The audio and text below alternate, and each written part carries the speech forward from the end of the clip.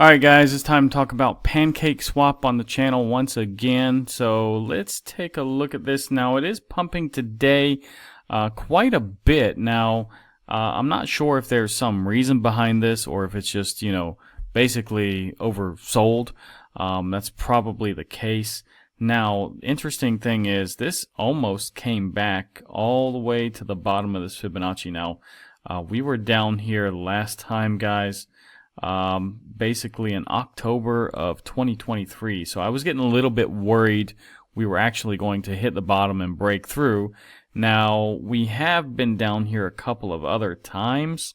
So it was a little bit more scary during those two times, of course. But I was starting to worry myself, actually.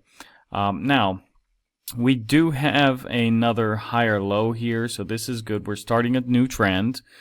And on a weekly time frame, the $2.15 mark will be the mark that we have to get over here. So let's see if we can do that. Now, let me zoom out a little bit here on the daily time frame, and let's see if we can identify anything of significance. There's not really any patterns or anything, so let's just look at the RSI real quick and the stochastic. I just want to see if there's more strength in this movement. So yeah, on the daily time frame it actually looks pretty good. It is pointed heavily to the upside on both, so that is really nice to see. Now on the weekly time frame, let's take a look here. Yeah, I mean it's slightly pointed up here, as you can see on the RSI. Now it is flirting with being oversold. So on the Stoke RSI, so yeah, that is not too bad. At least it's very low. And let's take a look at the monthly time frame. And let's see, this is very slow right now. Yeah, it actually doesn't have a lot of history basically, but it looks like it's getting into oversold territory on the Stoke RSI. Now it's pretty flat on the RSI period. I mean, it's just been flat for its whole history basically.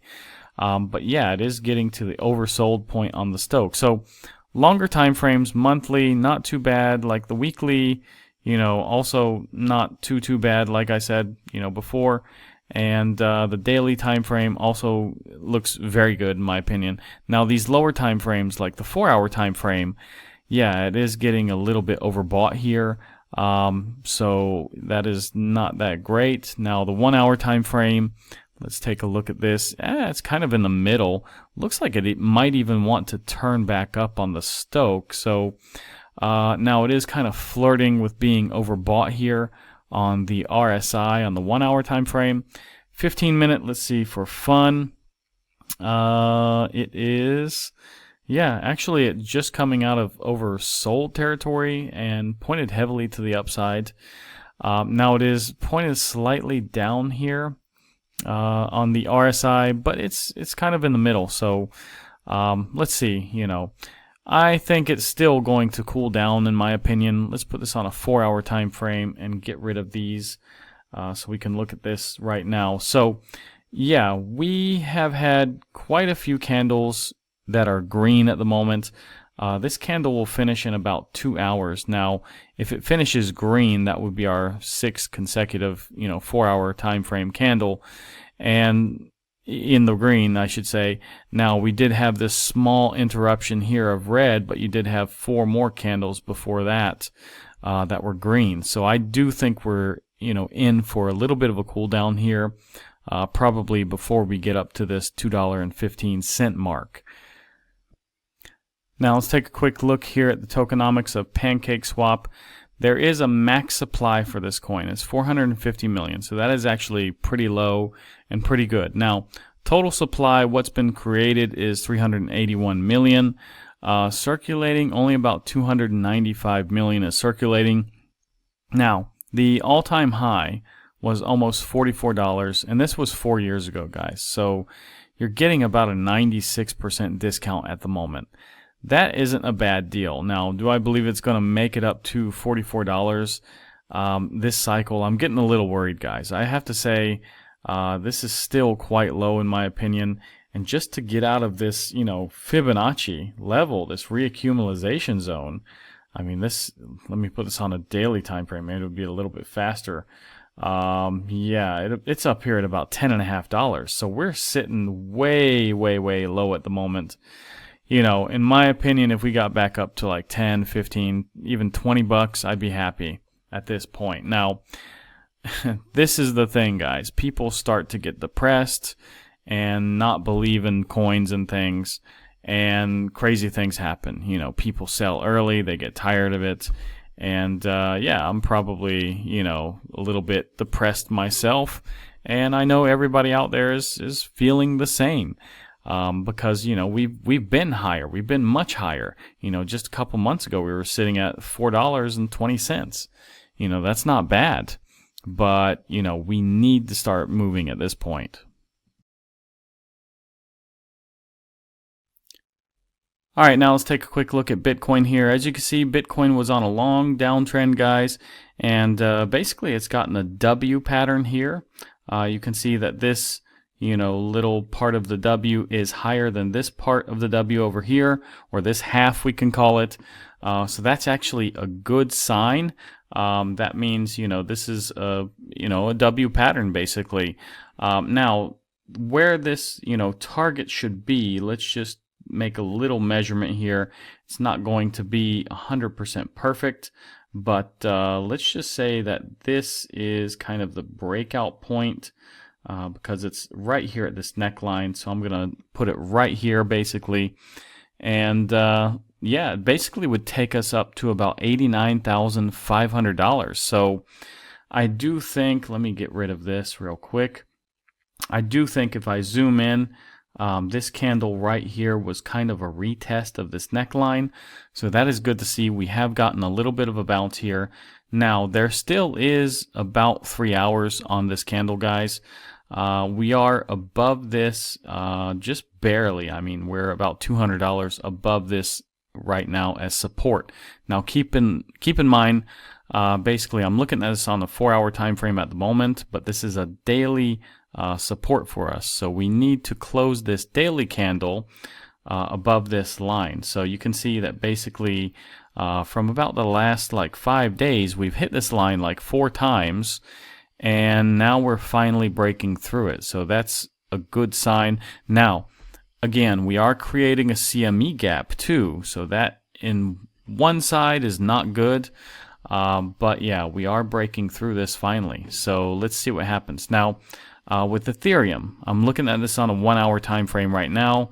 We are just slightly above this Fibonacci level where we've been just for so long, and trying to break through. You can see it tried so many times, and now it looks like it's finally getting above this, what is it, 19, let's say 40 or 39 level. And yeah, guys, I haven't marked off any daily time frames or weekly time frames, but the most important thing for Ethereum is basically to reclaim this trend line. Now let me put this maybe on let's put this on a weekly time frame. It's a little bit faster. So you can see that from June of 2022, this trend line has basically provided support, and we lost that trend line basically last week, guys. So that's probably the next biggest level to reclaim.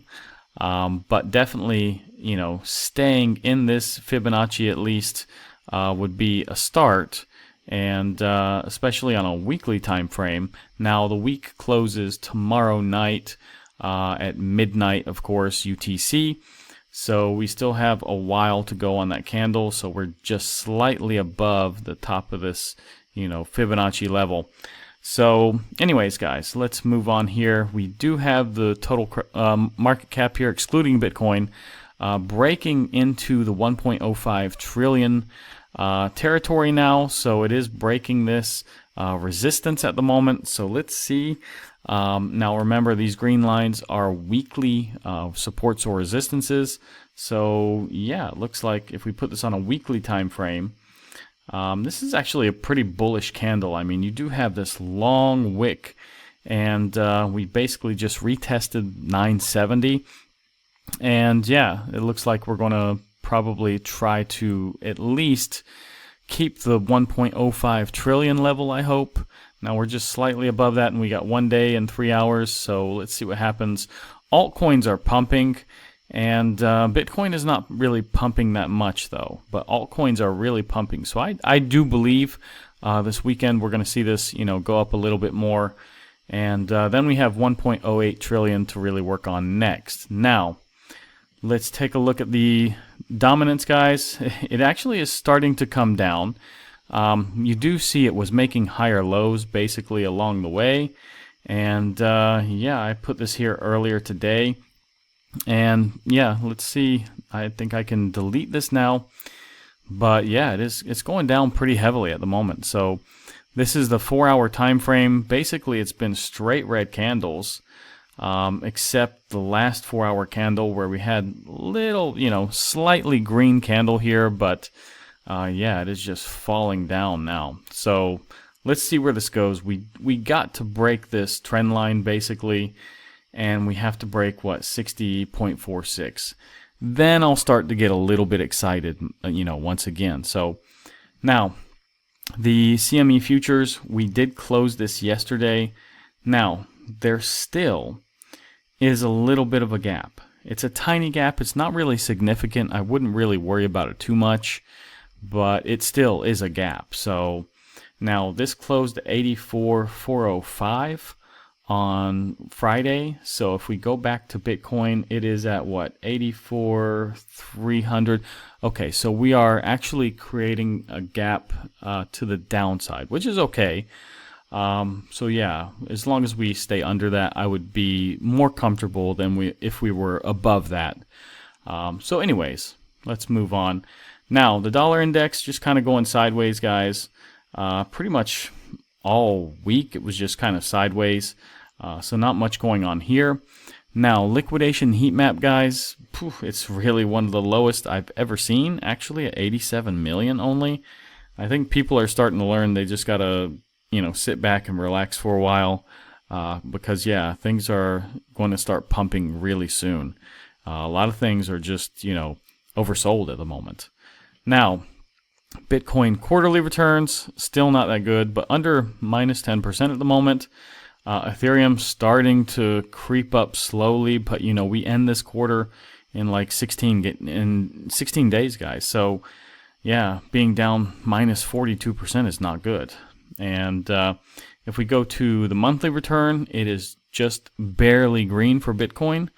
But hey, it was red for pretty much all month. So yeah, this is a start. Now the fear and greed went back up almost 20 points again. If you remember, okay, yesterday we were at 27, but the day before that, I think we were at 46 also, or 47. So, yeah, I mean, I don't like to see such a jump. Let's hope we don't, heat up too quick. But I actually expect that we will tick up a little bit more tomorrow, because this is the crypto market. It's not Bitcoin. This is crypto market. And, things are starting to look a little bit more positive with altcoins. Now, the altcoin season index, it says it's only a 22. I refreshed this right before the video, guys. And I'm a little bit surprised because my alts are pumping a lot of them. Now, if we look at the bull market peak indicators, still 0 from 30 are hit. It's still 100% hold, guys, so I'm not going to spend much time on this.